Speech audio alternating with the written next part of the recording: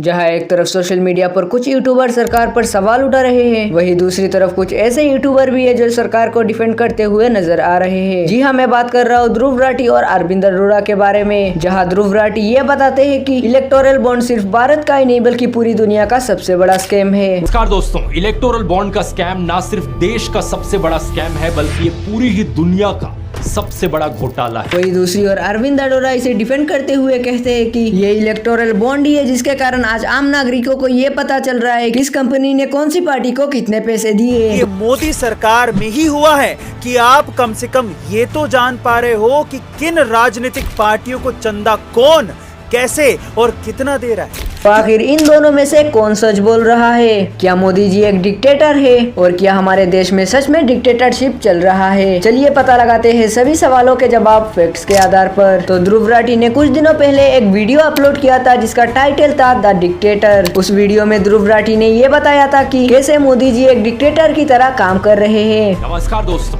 क्या हमारे देश में डेमोक्रेसी खत्म हो चुकी है? बात यहाँ किसी एक इंसिडेंट की नहीं है बल्कि ढेर सारे ऐसे इंसिडेंट्स की है जो एक के बाद एक होए जा रहे हैं पिछले कुछ महीनों से, पिछले कुछ सालों से।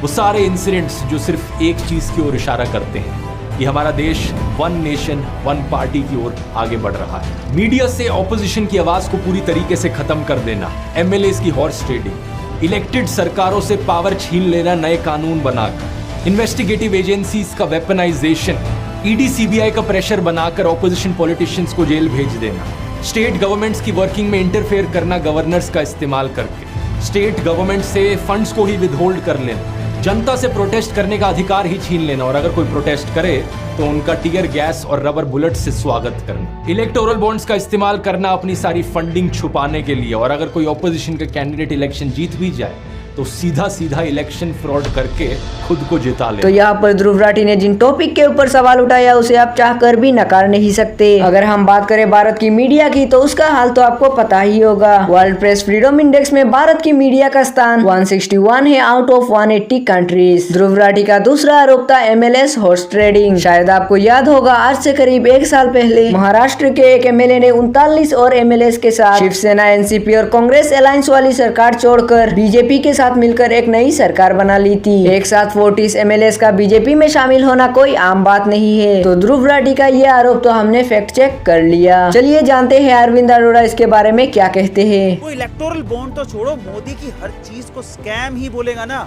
और क्या बोलेगा। और यहाँ ये भी गौर करिए कि मोदी जी अगर इतने ही बड़े तानाशाह होते तो वो क्या एक कट्टर कांग्रेसी परिवार की बहू को अपनी सरकार में सबसे महत्वपूर्ण मंत्रालय, वित्त मंत्रालय देते। आम आदमी पार्टी का मनीष सिसोदिया, ये वो आम आदमी पार्टी है जो 2012 में राजनीति और देश बदलने आए थे।